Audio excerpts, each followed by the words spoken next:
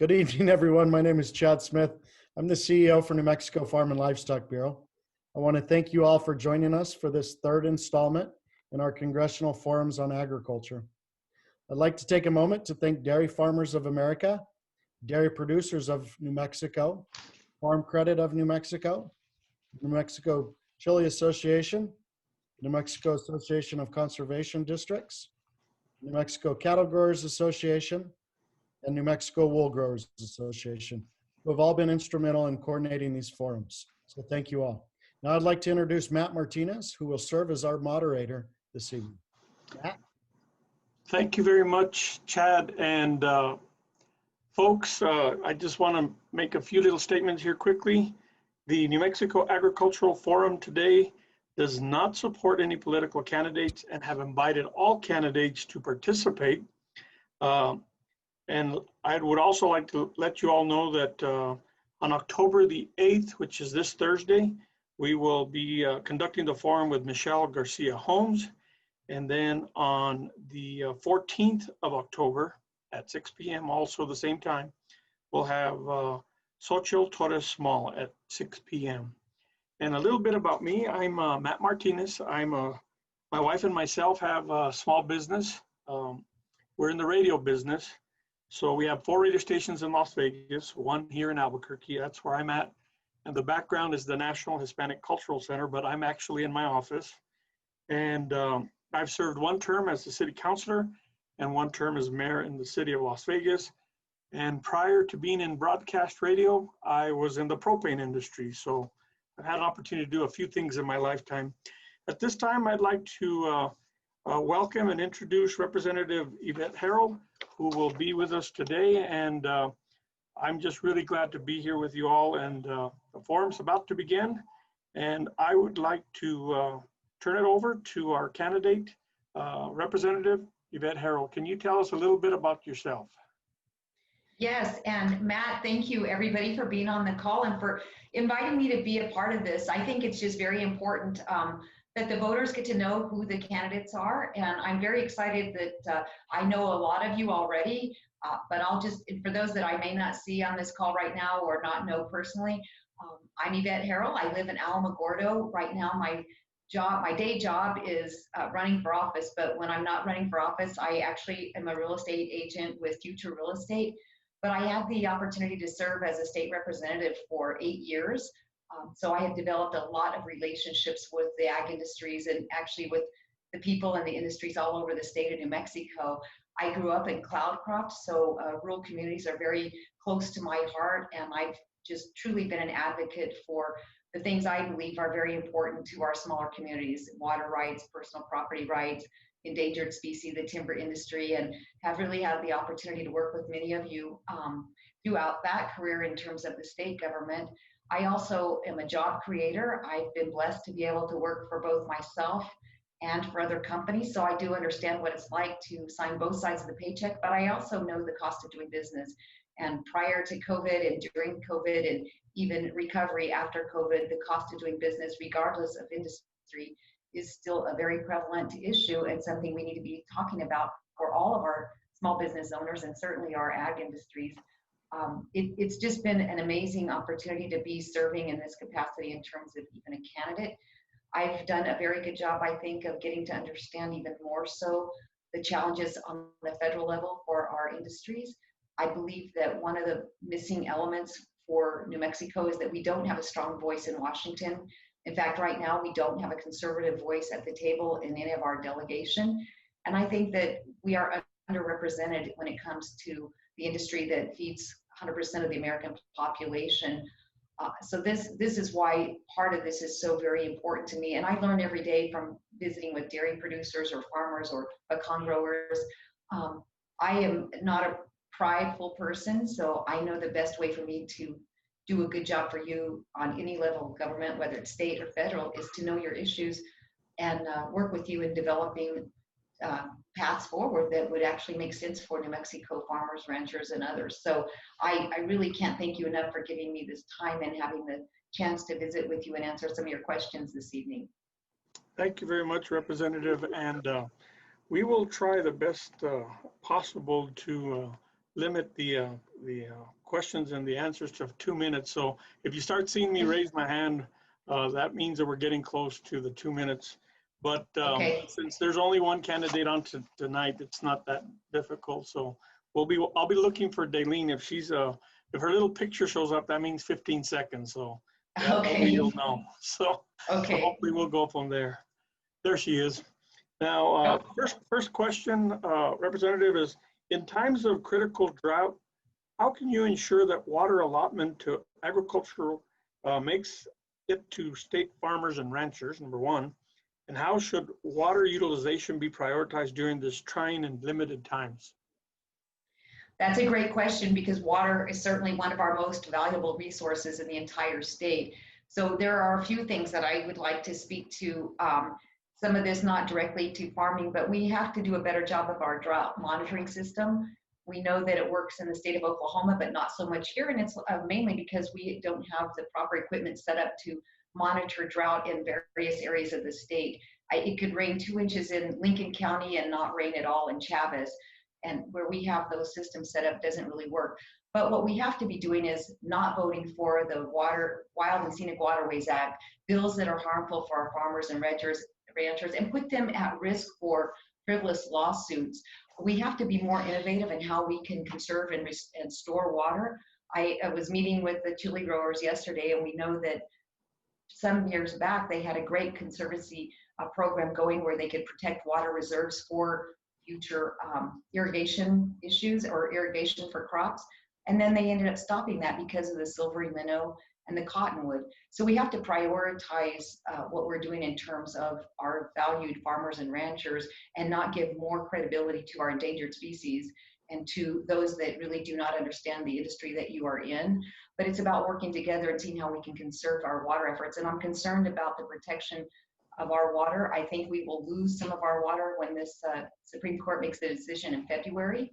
And I'm also concerned about future water applications like the Pecos River. So what we've got to do is start being smart about how we utilize the water, be innovative on how we restore and save it and conserve it, but also protect our watersheds and our national forests. That's one of the big issues I fought on the state level is management of our public lands. And we see they're not being managed properly, but in that also creates the problem with our depletion of our water and our watersheds. So there are a lot of things that we could be talking about. And, you know, the idea for me is to understand what are the innovations and the ideas that the farming and ranching communities have, and how best can we make those things happen on the federal level.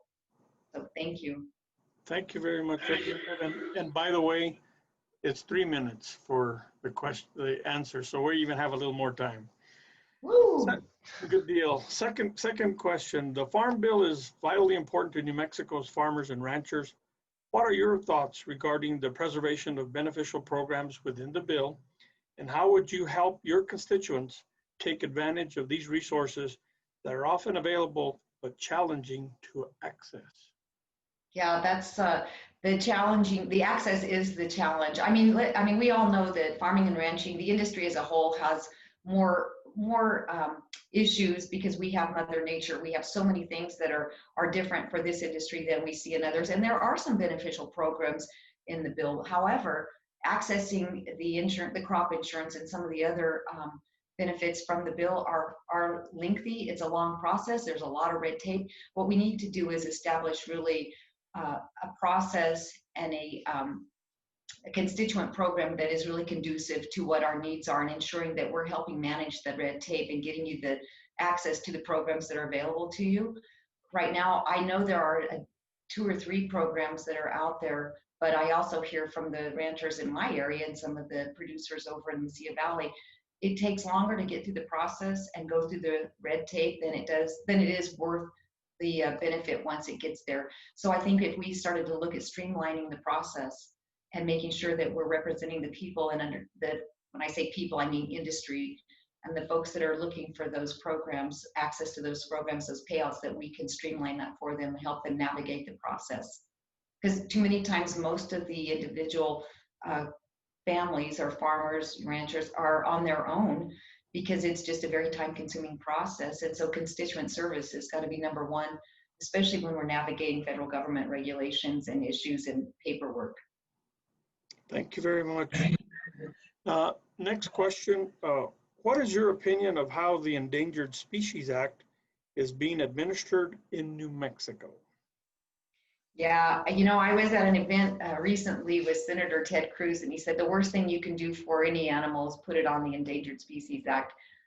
This is a very a good subject for me. I am appalled at the way that we're putting the value of, say, a predatory animal over the value of our ranching communities. I have a problem with the way that they're restricting our ability to access water, private property rights. When we're giving the New Mexico meadow jumping mouse more access and more news coverage than we are our farmers and ranchers that are facing, market downturns, pandemics, food that's not having to be pushed out to the shelves because of the pandemic. We're in trouble. We lost an entire timber industry because of the New Mexico spotted owl. That was 20,000 jobs we lost. And now it doesn't take a rocket scientist to look at the condition of our forests. And again, not only the watersheds, but it's the access, the entire health of our national forests is not good.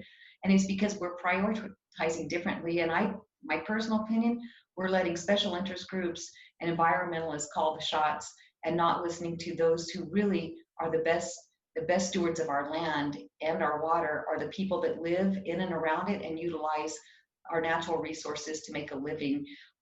So personally, I think that we could do a much better job. I think that we need to go back to federal government, Department of Interior, USDA, and talk about how this is compromising our ability to see a higher yield. And it's really pushing our industry out of business. If you want to know the truth, the endangered species is a huge problem for us. So I would like to continue to fight against that, because I believe we deserve better than what we're seeing done now on the federal level and actually on the state level as well. Thank you very much. And folks, for those who are in attendance, I'd like to ask the audience to if they'd like to ask a question of the candidate, to just go ahead and go to the Q&A portion of the Zoom meeting and submit your questions, because we will be asking questions from the audience. The next question, Representative, is what should the United States do to change its immigration system? If elected, how do you see your office engaging on the issues of agricultural labor, ag guest worker program, and border security?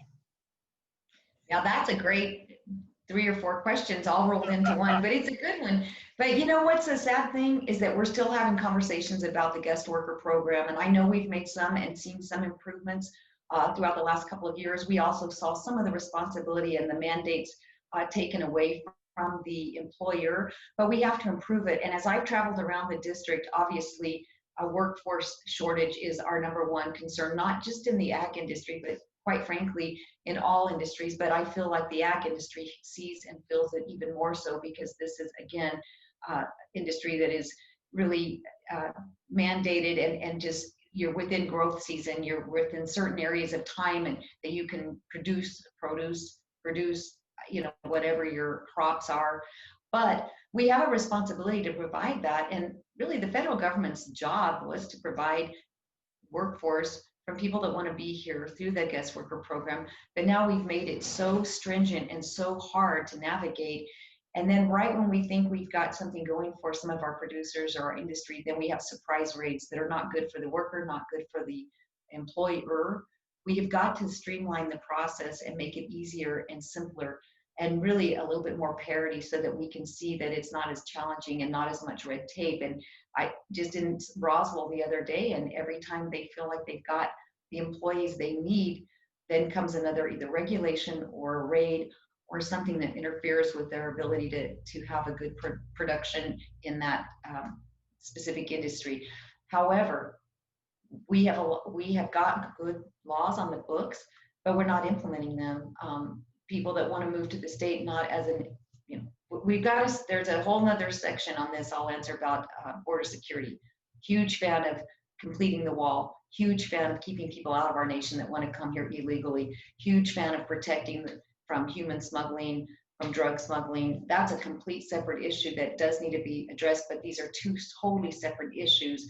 And so instead of kicking the can down the road, Congress needs to take a hard look at what we're doing to our industries that are really wanting to utilize this labor force that's available.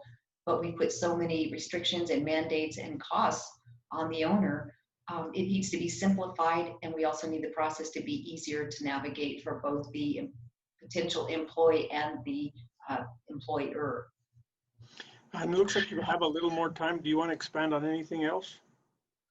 No, I would just say that the border security, interestingly enough, that was probably one of the #1 issues some months back prior to COVID-19. And I am proud that we've seen over 260 miles of this wall built, which is helping. And we have seen a downturn in the number of people coming here illegally. But our first and foremost responsibility should be the security of our nation, and also the people, the American people that live here, pay taxes here. And so again, 2 separate issues, but there are things we can do in order to help provide a ready, willing workforce for those willing to come here and work through a guest worker program. And I think they have made some good strides, but I don't think that we've done enough just by virtue of my conversations with the industry leaders around the district. Thank you very much, Representative.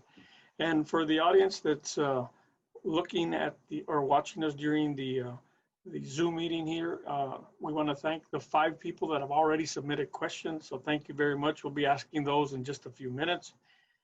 Going back to our question, Representative, how important is the development of trade agreements to you? And what is your stance on the USMCA and how it is being implemented? Do you see any major challenges or issues with the new agreement? Yeah, I actually am very supportive of the USMCA trade agreement. In fact, I wrote op-eds because I just know that that's something that will protect and help the American worker. It'll help our trade deals as far as parity and making it better and more, I'm trying to think of the right word. I mean, we needed fairness brought back to the table, and I think this administration did just that.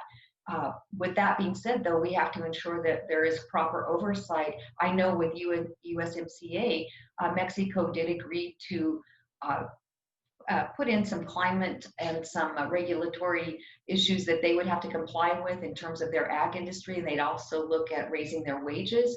Now, I don't know, I can't tell you today whether or not that has been done, but that's why we need to ensure that the trade agreements are a great idea, especially for the American worker and the job creation. But agreements are only as good as the countries that participate in them. And that's why in Congress, I would like to ensure that we have oversight, proper oversight, and that both Canada and Mexico, in this particular case, are living up to their end of the bargain and doing the things that they agreed to through the USMCA trade. But I do agree that anytime that we can level the playing field, if you will, and ensure that we have the opportunity to both export and import goods on a level playing field, that it's good for the American economy and it's good for the American workforce. Thank you very much. And we're going to start off with questions from the audience. And again, thank you very much for submitting those. Representative, with the outpouring of unemployment, they are looking to employers to make up the deficit going forward. Ag is seasonal and struggles with the costs already. What do you suggest to prevent this being paid by our producers? This being paid, what was the last of that? I'm sorry. What do you suggest to prevent this being paid by our producers? So this is in regards to the outpouring of unemployment and looking to employers to make up the deficit going forward. Yeah, well, the first thing we need to do is open up our economy safely within the state, and that's every small business, whether it's ag related or not. And again, going back to the cost of doing business, federal government should be able to be in a position to provide the tools. And when I say tools, I mean expand the tax cuts, give opportunities to businesses so that they aren't saddled with the expense of doing business during this time. Once we get our economy going and we see that we're opening up our airlines to full capacity, our cruise lines to full capacity, getting people back to work so that we're seeing a movement in the market in terms of food production, and that's going to help all over the board. It helps more than just the ag industry. Naturally, it'll help all of our industries here. But just looking at New Mexico as compared to our neighboring states, our unemployment rate is quite a bit higher than you see in Texas, Colorado, Oklahoma.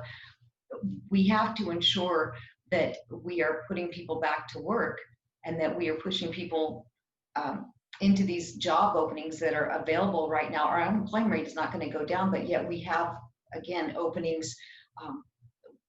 I lost my train of thought, I'm sorry.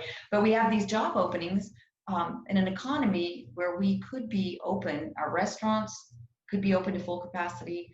A number of industries could be open higher than they are right now. And that's part of the bigger problem right now, to suppress the market, to suppress employment opportunities, and to suppress our state as a whole by keeping us locked down and only minimally open is not a good thing. But we have to make sure that if we look to federal government, the CARES Act was a great step. It did help small businesses. It did help families in need. But if we are going to prepare and look at them passing another CARES Act, it has to be done in a situation that doesn't put even more unintended consequences on federal government. And what I mean by that is, if we are going to keep unemployment coming for those that actually need it, then it needs to be done not at $600 a month for the state of New Mexico or a week, but lower. But we still need to be looking at hand ups, not handouts, and we need to encourage people to take on the responsibility of employment and not saddle the government with more debt, because we have jobs. We are just not open in our state to put people back to work, and it all kind of goes together, and that's what we need to be focusing on. Thank you very much. Another question from one of the viewers is, how do you feel on having expanded electronic weather reporting stations throughout New Mexico? Currently, there are only 10. Would you support funding to expand to 130 weather stations in New Mexico? This would open up funding for many programs funded by the Farm Bill that New Mexico is currently not receiving. Yeah, and I think that kind of goes back, that's a good question. I think that kind of goes back to our drought monitoring system as well. And we need to be doing whatever we can and utilizing whatever tools available, one, to help our industry and also to create additional jobs. So yes, I'm not opposed to something like that, because I think that would be a benefit to our industries statewide. And because of the diversity in our geographics here in the state, I think this is a smart idea. And obviously, I would like to also visit with more of you on the call at some point in time and learn more about it, because I would like to know how best we can make that happen, or how best that would work for New Mexico farmers and ranchers. And again, for me, it's all about building relationships. And for me to think that I know everything there is to know about any one particular industry, I would be not telling the truth if I said I've got it handled. But what I do know is it's so much easier to make decisions when you have the support and the relationships built from the various industries. So, but I'm absolutely open to that without a doubt. Good deal. Here's an interesting one. Audience member wants to know, what is your opinion of the Green New Deal? My opinion of the Green New Deal is it's a disaster. It's a disaster for me. I can't even believe that in the times that we're living in, if somebody would have mentioned that 10 years ago, we would have thought that was the craziest idea ever. And I believe it is still unrealistic. That Green New Deal is going to be harmful for almost every single industry in New Mexico, and especially our extractive industries. When we talk about putting away, shrinking the carbon footprint to net zero in 40 or 50 years, we are absolutely going to be putting more people out of jobs than people with jobs. And what no one's talking about is the carbon footprint by our wind turbines, by the solar panels. I think it's great if you want to utilize energy alternatives in a home, even in a commercial environment. But to think that we can put our entire nation into a net zero carbon is absolutely ludicrous, and the cost of doing so is going to be over the top for the end user, the consumer. The cost of utilities will go through the roof. So absolutely, I do not support it.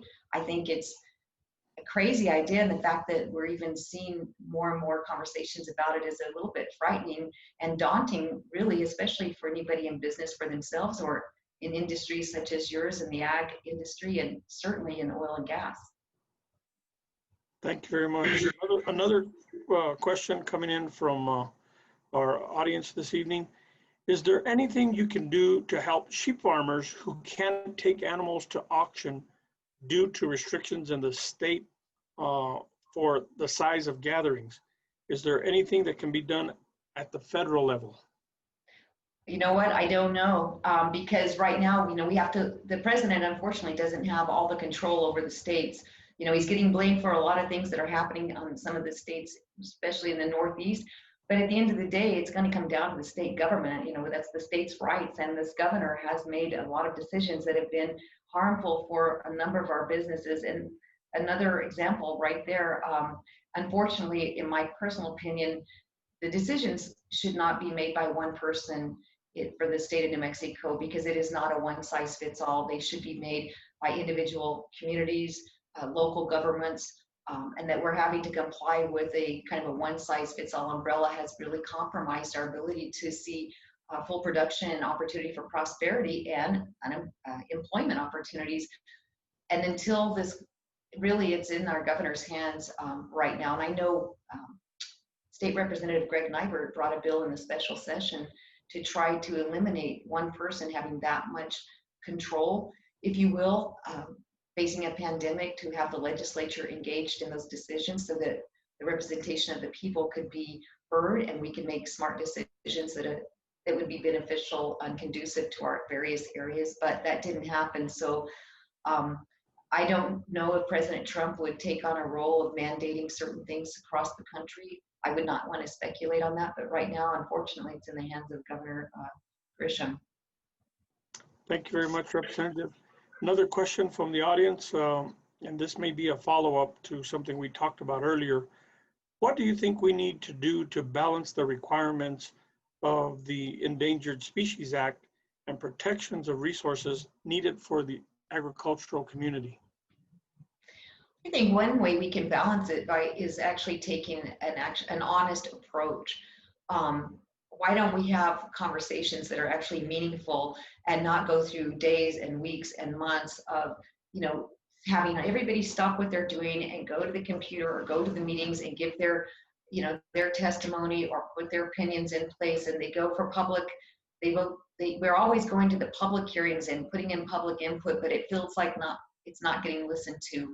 I think what we need to do is start having a real conversation that's honest with how these Endangered Species Act mandates affect our growers, affect our ag industry, our timber industry. And again, we don't have to look very far to see what the spotted owl did to the forest industry, the timber industry in the state of New Mexico. But we also need to be working with our colleagues across the aisle in Washington, in New Mexico, because what's concerning most to me is that we have people making decisions and voting for bills, up or down votes, that have a lot of unintended consequences. And these are people that the only thing they know about food is how to eat it. I mean, these are not people that have a clue on what you go through in terms of producing food for the nation and food for the world. And so when we have the right people at the table, when we have the right dialogue, and we can have an honest conversation, and I feel like so many times we've been promised one thing, then they pull the rug back out.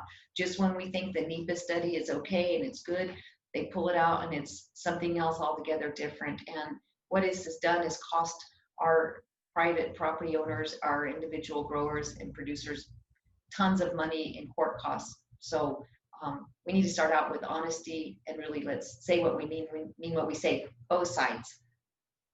Thank you very much, Representative. And for those participants who joined us during the Zoom forum, we want to thank you for joining us. We are visiting with Representative Yvette Herrell, running for Congress in Congressional District number 2. And we also want to thank those folks who have submitted questions, and we'll be continuing to ask the candidate questions as you guys submit them. Another question, Representative. Ag has increasingly been attacked by extremist groups that want to do away with animal ag. How would you respond to those groups at the federal level? Yeah, it's a great question. And I think I would take it on just like we did in New Mexico. I carried the Right to Farm Act, which was a bill that we did get passed and was signed into law that protected largely the dairy producers from frivolous lawsuits. But again, it's not having the right voice in Washington, D.C. It's not having the representation that we desire. I think, and this is just not just New Mexico, but nationwide, I think the ag industry, in my opinion, doesn't seem to have as much they don't have as much representation as I believe they deserve, because there are so many different variables that impact your day-to-day operations. And so we need to ensure that we are fighting strongly and ensuring that people understand what the damages are when we're not putting the future farmers, the farmers and producers first. And I know that just sounds rambling, and I'm trying to make sense of it, but I just feel like so many of you understand what I'm trying to say. It's just an ongoing onslaught of paperwork, regulations, rules, and it seems to be that the sue and settle situation, where we've got these special interest groups that come in and file lawsuits against our ag industries or others, but primarily ag, and then they walk out of court unscathed, where our farmers and ranchers have lost up to hundreds and hundreds of thousands of dollars. We've got to do a better job of ensuring that these special interest groups, who are growing in numbers, don't take over our ag industries to where we're relying on foreign countries to feed American people. And that's what's, to me, more frightening than anything. Thank you very much, Representative. Another question from the audience. What are the immediate opportunities you see for agriculturalists in New Mexico? I'm sorry, with immediate opportunities, what? What are the immediate opportunities you see for agriculturalists in New Mexico? The immediate opportunities? Yes. For people in the ag industry. The immediate opportunities? Yes, that you see. Well, I think one, we've got to be protecting our ability to protect our water resources, for sure. Innovation, we need to protect our farming and ranching communities from overregulation, frivolous lawsuits, the Endangered Species Act.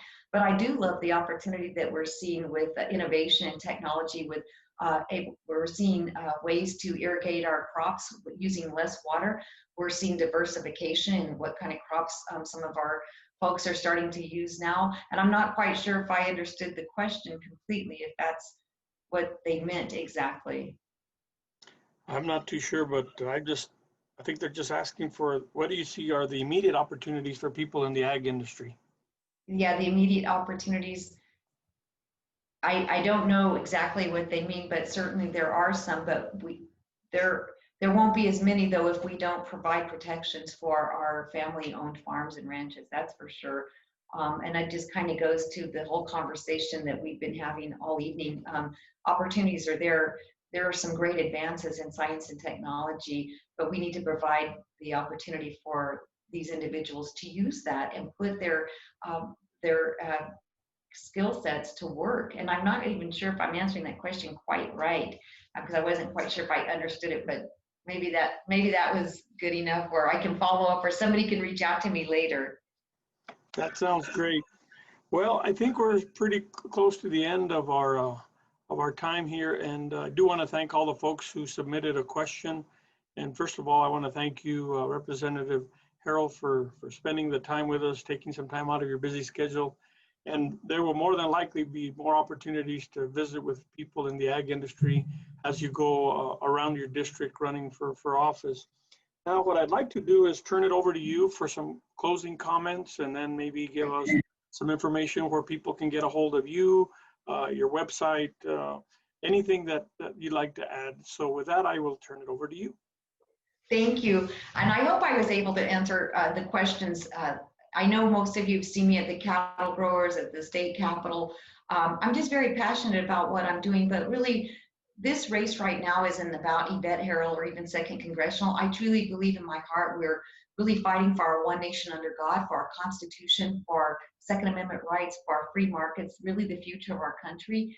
And I just kind of get tickled because I have just appreciated being able to get engaged and meet so many people in your industry that have really helped me to be not just the candidate I am, the state representative that I was. And I want to continue those relationships and continue to be that voice for you. And it just makes my heart smile, because there are so many things we see every day that we are facing in terms of this particular industry, and just taking Mother Nature out of it. It is a tough industry. And if you don't have the right resources, the right leadership, and the right advocate for you, then it's hurtful. And we saw that on the state level, and that's why I'm passionate about it here. But I just want to ask you, if you have more questions for me or want to get in touch with me, A lot of you have my phone number, but you can reach me at YvetteHerrell.com. That's the website. And you can reach me at YvetteHerrell.com. That's my email address. And a lot of you have my number, but it's 575-430-2113. I just appreciate your prayers and your support and what's at stake here for the country in the upcoming election. And I have appreciated the friendships and the continued learning that I get from all of you. And it's just been very beneficial.